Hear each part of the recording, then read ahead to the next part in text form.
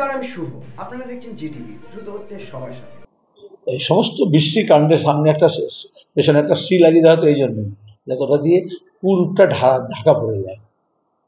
কিন্তু আদতে আমরা বলেছি এই সমস্ত সরকারি প্রকল্পে টাকার মধ্যে কাটমানি আছে, কেন্দ্রীয় প্রকল্প আছে, রাজ্য প্রকল্প আছে। সে ঘরের টাকা হোক, সে 100 দিনের কাজের টাকা হোক, সে এমনকি সংখ্যালঘু তপশিলি জাতি আদিবাসীদের হস্টেল ভাতা হোক বা স্টাইপেন্ড হোক, স্কলারশিপ হোক, লুট হচ্ছে।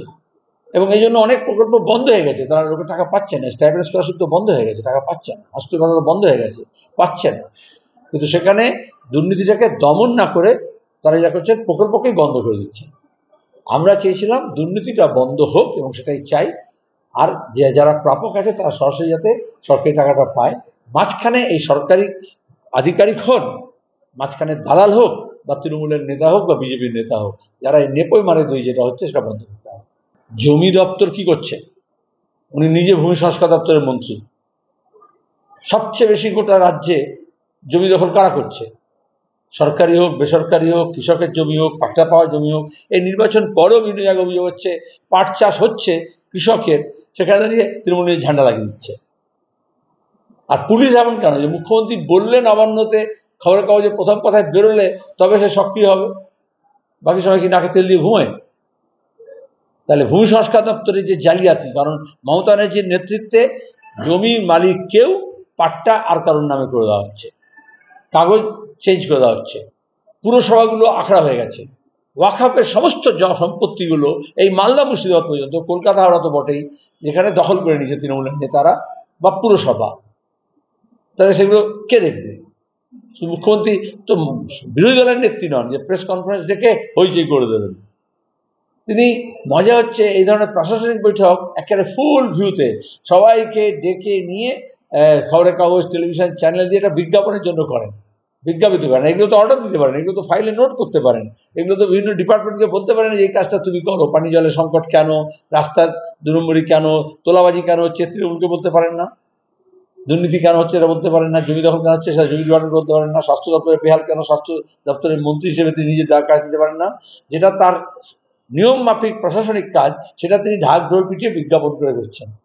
আর যেটা মানুষকে জানানোর কথা, এই যে দাঙ্গা হাঙ্গামা করা ভোটের সময়, হিন্দু মুসলমান করা, যেগুলো হচ্ছে যে তোমার গিয়ে রামকৃষ্ণ মিশন, ভারত সেবাশ্রম সংঘ, তারপর হচ্ছে হিন্দুদেরকে ভাগীরথী গঙ্গা পাঠিয়ে দেওয়া, ভাসিয়ে দেওয়া হবে, আবার হচ্ছে যে তোমার গিয়ে এইসব বলছে যখন তৃণমূলের নেতারা, উনি নিজেও বলছেন, তখন তো কোনো ব্যবস্থা নিচ্ছেন না। তার তো একটা ব্যবস্থা নেওয়া উচিত ছিল, কোনো একটা কিচ্ছু বলেছেন। কারখানা বন্ধ হয়ে যাচ্ছে, কারখানায় রাজ্য থেকে চলে যাচ্ছে। ইসিএল বন্ধ হয়েছে দুর্গাপুরে, ব্রিটানিয়া কারখানা বন্ধ হয়েছে কলকাতার তলায়। সেটা নিয়ে একটা কথা বলছেন, যেটা নিয়ে বলার কথা। দুর্গাপুরে তৃণমূলের মহিলা মদের আখড়ার বিরুদ্ধে আন্দোলন করছিল, তাকে তার স্বামীকে কাছ থেকে তৃণমূলের নেতারা সরিয়ে দিয়েছে। আর তারপরে তাকে বলেছে ওই পিঠে বানানোর জন্য তাকে তার ইজ্জত নিয়ে খেলতে হবে। একটা কথা বলেছেন মুখ্যমন্ত্রী? তাহলে নারী নির্যাতন নিয়ে একটা কথা বলছেন না কেন? যেটা যেসব বিষয় নিয়ে চিৎকার করে বলা উচিত যে এগুলো করবো না, গুন্ডামি, মস্তানি, তোলাবাজি, সেটা তিনি না বলে তিনি প্রশাসনিক বৈঠকের নামে, যেখানে প্রশাসনিক কাজ, সেটাকে রাজনৈতিক মঞ্চে ব্যবহার করছেন। প্রথম কথাই বলা হয়েছিল যে এই ধরনের, যেখানে কোনো একটি দলের বা কোনো একটি জোটের যখন নির্দিষ্ট সংখ্যাগরিষ্ঠতা নেই, তখন যাতে ঠিক মতো সংসদটা অন্তত চলে এবং সরকার পক্ষ বিরোধী পক্ষ উভয়ের কথাবার্তা যাতে আসে, তার জন্য সবসময় উচিত একজনকে বিরোধী পক্ষ থেকে কাউকে, বা নিউট্রাল যে পক্ষ নেই এমন অংশ থেকে করা, বা তার শরিককে দিয়ে করা। সেটা ওরা চায়নি বিজেপি, কারণ বিজেপি মনে করেছে এই দল বদল করা হবে, যেটা আমাদের বিধানসভায় যেরকম হচ্ছে, আগের লোকসভায় যেরকম হয়েছে, তাহলে সেখানে স্পিকারের একটা ভূমিকা থাকে, কোনটা তাকাবেন আর কোনটা তাকাবেন না, কোন দিকে তাকাবেন কোন দিকে তাকাবেন না, সেগুলো নিজের হাতে সান পরিবার স্পিকার পদটা রাখতে চেয়েছে, নিজের শরিককেও বিশ্বাস করেন।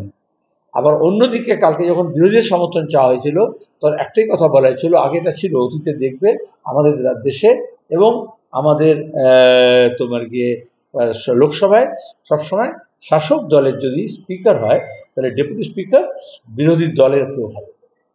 সেটা কেন করা হলো না? সেটা করা উচিত ছিল। এটা অতীতে তো ইউপিএ 1-এর সময় আমরা দেখেছি, আকালি দলের প্রতিনিধি ছিলেন ডেপুটি স্পিকার, যখন সোমনাথ চ্যাটার্জি ছিলেন স্পিকার, এনডিএ থেকে ছিল। তাহলে এই সাহসটা কেন দেখাতে পারছে না? এটাই শর্ত দেওয়া হয়েছিল যে যদি স্পিকার সরকার পক্ষ নেয়, বিরোধী পক্ষে যদি ডেপুটি স্পিকার দেয়, তার একটা ব্যালেন্স হবে, তাহলে সমর্থন করা যাবে। তাহলে বিজেপি চায়নি যে স্পিকার, এমনকি ডেপুটি স্পিকার পদ, এমনকি প্রোটেম স্পিকার পদও যাতে অন্য কেউ পায়।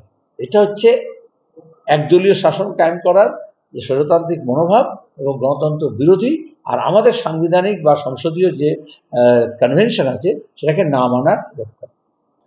রেল যাত্রা একেবারে নিরাপত্তাহীনতা শিকার হচ্ছে, সেফটি এবং সিকিউরিটি, এটা আইন শৃঙ্খলার ব্যাপার না। তা সত্ত্বেও যে হামলাবাজি হচ্ছে সেটা আইন শৃঙ্খলার ব্যাপার হতে পারে। তাহলে রেল দপ্তরটা চালাচ্ছে বিজেপি, আবার বিহারে সরকার হচ্ছে এনডিএ, কাকে দায়িত্ব করবেন? তার মাঝে মাঝে বলা হয় ডবল ইঞ্জিন সরকার হলে সব ঠিক হয়ে যাবে। একটা সিঙ্গেল ইঞ্জিনে রেল ঠিক মতো চালাতে পারছে না, আর ডবল ইঞ্জিনের সরকার সব ঠিক করে দেবে, এটা কোথায় ঠিক হয়েছে?